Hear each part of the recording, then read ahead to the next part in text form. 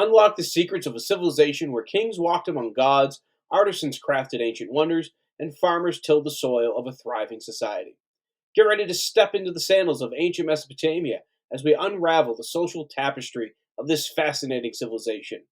Let's take a ride down the Tigris and navigate through the twists and turns of social classes, where even the riverbanks had their own VIP zones.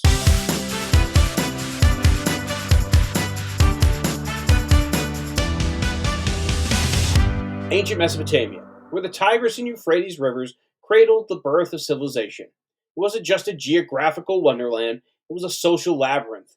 At the top of the hierarchy were the big shots, the kings, the priests, living it up in the urban sprawl of city states. Down the hierarchy, you have the artisans and the merchants, the craftsmen and the traders. They were like the middle class, the Mesopotamian hustlers, making things happen in the marketplace. And then there were the farmers and laborers, the backbone of society, toiling away in the fields to keep the wheels turning. Finally, there were the guys like Aladdin. Riff raff, straight back. It was a social symphony where each class had its own role and rhythm. Let's talk about the VIPs, the kings and priests. They were the A-listers, living the high life in the city-states.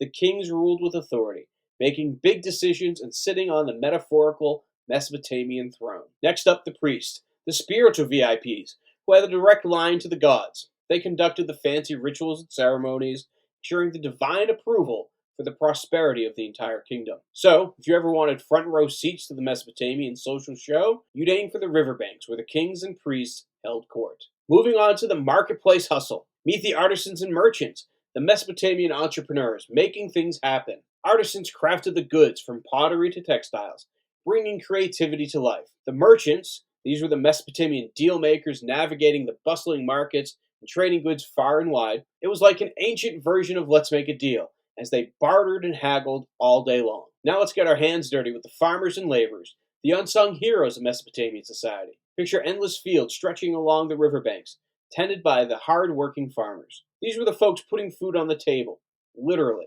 From cultivating crops to managing irrigation, they were the backbone of the Mesopotamian economy. And the laborers? Well, they were the construction crews, building the grand structures and keeping the city standing tall. It was a teamwork extravaganza. As we wrap up our journey through the social labyrinth of ancient Mesopotamia, it's essential to note that in this ancient world, social mobility was quite limited. The class you were born into often determined your path in life. Whether you found yourself atop the ziggurat or in the fields tending to the crops, your social status was, more often than not, inherited. While there were exceptions, and individual talent could sometimes pave the way, the rigid structure of Mesopotamian society meant that moving between classes was a challenging feat. History isn't just a subject, it's an adventure waiting to be discovered.